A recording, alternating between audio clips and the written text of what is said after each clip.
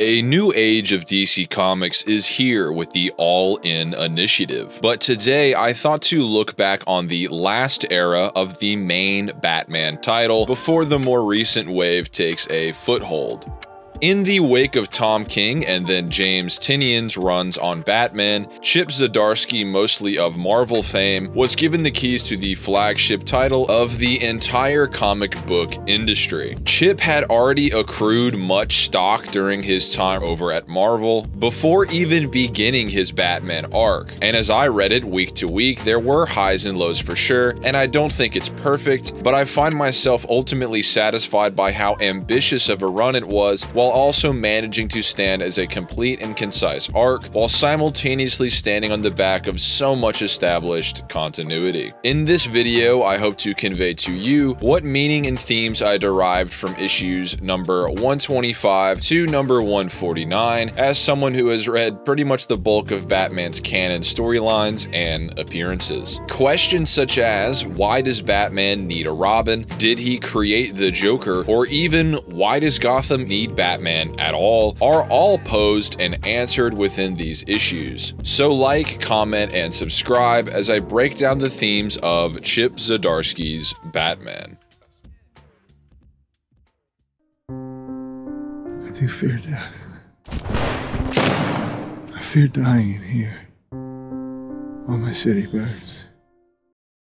Batman has always in part been defined by fear, and further uses it to prevent his own nightmares from becoming a reality. To this end, it generates inner paranoia, manifesting plans and contingencies against even his friends and himself. Perhaps his greatest fear is becoming his own worst enemy, as in the past his mind had been invaded and made to turn on his own adopted son. To prevent this, to prevent all of his years of training to become the best weapon in the world, instead of being twisted to ends of senseless destruction, he forged a backup persona in his psyche that would trigger whenever his main identity was compromised. Throughout Zdarsky's run, Batman Zur-En-Arr is used to convey Bruce's pride, a cardinal sin which is in line for someone who wrote many years of Daredevil. Batman has done it all, stood above every foe and threat he's come across. He is one of, if not the most dangerous man on the planet, and the worst part is that he knows it. However, at this point in his life, he is susceptible to doubt. Alfred was killed, Catwoman left him at the altar, he watched his son be shot, many recent events that left the Dark Knight shaken. This gives Zur an opportunity, the embodiment of Bruce's pride, still seeking some concept of justice, acts as a crutch for Bruce when he's at his lowest. It's a dark temptation, as when he gives into his alter, his shadow self, he feels stronger and more capable than before. There's hints throughout this story that, in a battle for control, Zur is actually manipulating Bruce's thoughts, inflaming doubts that he may have been able to overcome otherwise, such as his advanced age, with the run just preceding this one sliding the timescale closer to, say, Batman Beyond, for lack of a better phrase. His pride in his combat abilities, detective prowess, tactical mind, all of these things are enhanced and magnified by and as Zur. His ego makes him cold, inhuman. Born out of his fears, he seeks to push his allies away. Other crusaders which have been forged both by Batman as well as their own respective experiences. Under the influence of Zur, usually dictated by purple lighting in the scene, Batman sees them all as redundant. He's just that good that the city or world doesn't need anyone else, but this is actually born out of a deeper theme, Batman's fear, which then further becomes embodied by Failsafe. With all that talk about unchecked power, you're still so arrogant you didn't bother to come up with a plan to stop yourself. As we all know, Batman can pretty much think or prep his way out of any scenario. Batman always wins. But what if Batman decides he deserves to lose? Zur considered this, and while taking Bruce's body over in the past, he constructed the mechanical terror known as Failsafe. This is the ultimate contingency, capable of handily beating Batman, his family, and even the Justice League all at once. And while the reasons for its creation are multifaceted. One of the primary motivators was the Caped Crusader's subconscious fear of death and what comes after. Bruce lately has been burdened by horrific visions of the Joker, someone of equal cunning, and as we learn, even training. Visions of the Joker standing on the corpses of his allies while Batman's city burns. It's suggested, like I said, that this is actually Zur influencing Bruce's subconscious in a bid for power. Regardless, the only solution to this problem would apparently be failsafe itself. Not only can it best Batman if he ever went rogue, which interestingly enough, the android actually views Zur as such, cluing it into the machine's morality independent of its creator, but it is also the solution to Wayne's fears, or at least Zur's. A subtle through line of this story is Batman's pride embodied by Zur, taking his body and accelerating its downfall, as well as pushing Bruce into an isolated position. It forces him to go headfirst into unwinnable situations, as pointed out by Tim Drake, such as when Zur is apparently fighting out of character by trying to brute force his way through a battle with failsafe, which I think is actually a subtle way to show that Zur wants Bruce injured for reasons later revealed. This is coupled by Zur's efforts to distance himself from his support system, all of his bravado, treating the Bat family as unnecessary, and throwing Batman into fights against the likes of Nightwing and Red Hood are all efforts to isolate him. If his body is beyond repair and his loved ones are disenfranchised, then Batman's shadow self can achieve his true dream of peace. However, Bruce Wayne, the true man behind Batman, fights back, using his mind palace as a battleground against the dozens of multiversal Zur counterparts to Batman, which his alter recruited in a prior adventure. The true Batman sees Zur, the idea of becoming a lone and uncaring Dark Crusader, is only one facet of his true being. As he says, he is more than Batman. What this more is, these additional elements which necessitate Bruce Wayne and Batman having to work together, is later revealed to be his family. I've put out a few fires, yes, won a few battles, but the war goes on, Alfred. On and on.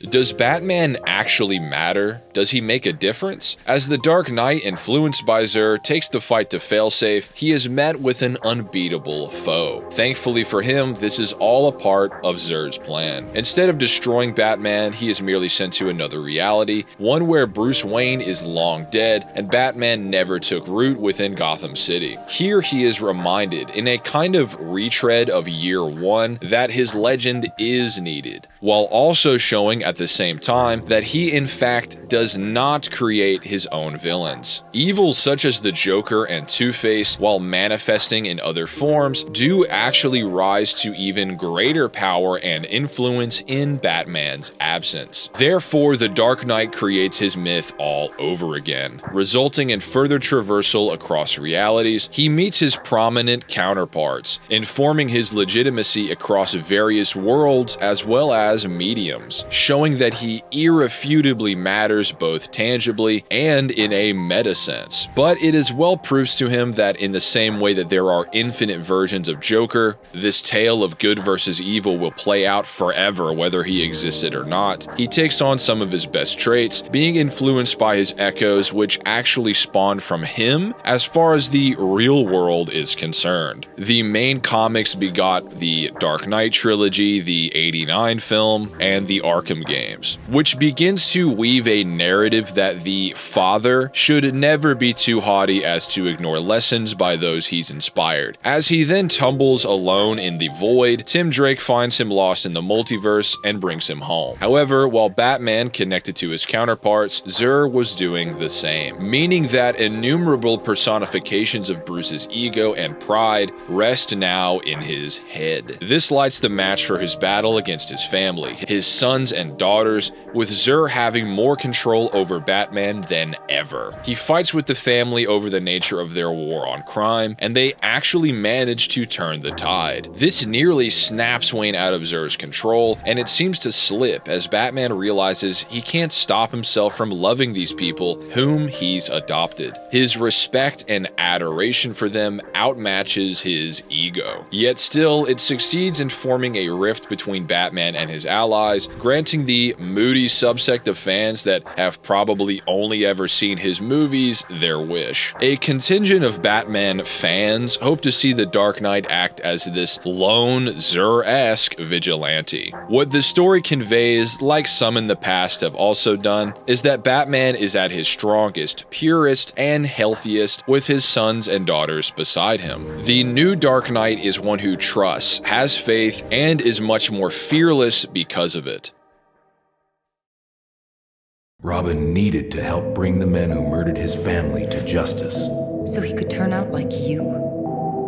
So that he wouldn't. One of Zdarsky's goals, as is the case with many Batman writers and their stories, is to legitimize elements within the Dark Knight's mythos, and Chip manages to do so for many of the core concepts. Why does Batman have to exist? Because Gotham without him would be broken and lost. Does he create his own villains? No. Joker may have turned out differently, but there'd be one regardless. And at the core of this run, it seeks to answer as to why Batman needs help. Why train sons and daughters if he simultaneously works tirelessly to be a one-man army endlessly every day and night? The truth is, his progeny are the answers to all of his doubts. They are his failsafe. They can be there to stop him if he ever goes too far. That's what he trained them for, at least in part. When he feels weak, outdated, instead of relying on the sin of pride, he can instead lean on and have faith in those who he's taught and who now teach him.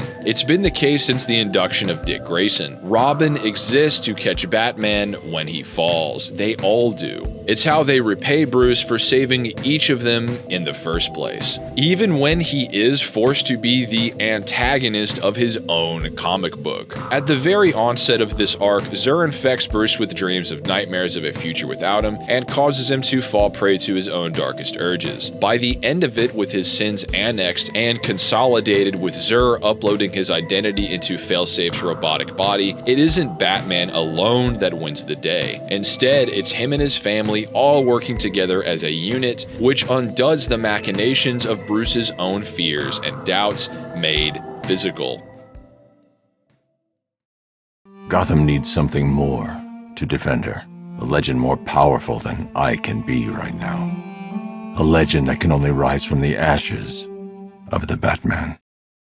In a perversion of the concept of Robin, Zur made a young clone of Bruce himself to be his sidekick, however only as a tool. He designed him to burn out and wither before he had the chance to form his own identity and attempt to supplant him. But with Zur off the board, Bruce takes in his wayward clone. As he quickly expires with the same fears and doubts once hosted in Bruce's head in this duplicate, Wayne lays out the final answer to the question posed at the beginning of Zdarsky's first arc. Like I mentioned, in the midst of his battles across the multiverse, one which Zur somehow must have planned from behind Bruce's subconscious, Batman loses a hand. And like Luke Skywalker, he receives a metal hand from his older and legendary Dark Knight Returns counterpart. This Star Wars comparison goes even deeper, as in both cases this cyborg upgrade symbolizes a connection to the villain. They are both the worst case scenarios for our heroes, with their cyborg upgrades connecting the two, being a warning to the protagonists of what they could become. Zur states it plainly later. It makes him stronger, feeds his confidence, but this metal hand is the first step in the eventual shedding of the Dark Knight's humanity. This contrast between ego in oneself and pride in your successors is best showcased in all of the instances where Zur reigns over Batman's body, with his his monologue reminding us that he sees himself as the best fighter or simply the greatest hero in the world. Whereas once his paranoid and self-gratifying alter ego is exorcised from the Dark Knight, he actually refers to his eldest sons, Nightwing and Red Hood, as the best fighters in the world. Later on, as Bruce stands beside his aging clone's deathbed, his dying copy gives the original his hand of flesh and bone. Essentially, this issue gives Bruce a chance to see the end of his own life, but from a third-person perspective, with the clone just being overjoyed to share memories of a good life. This affords Batman a chance to see what really matters, and that his fears of losing everyone he's built were misplaced. As it's most likely the case, he'll simply leave this life with a stockpile of thanks and gratitude. The mechanical infection born of his fear to let go, to entrust his successors, is averted, and he embraces his humanity once and for all. Batman, for the first time in his career, as Zur was actually always lurking and influencing him subtly since even Grayson's days as Robin, is now free of his dread. The future is now uncertain,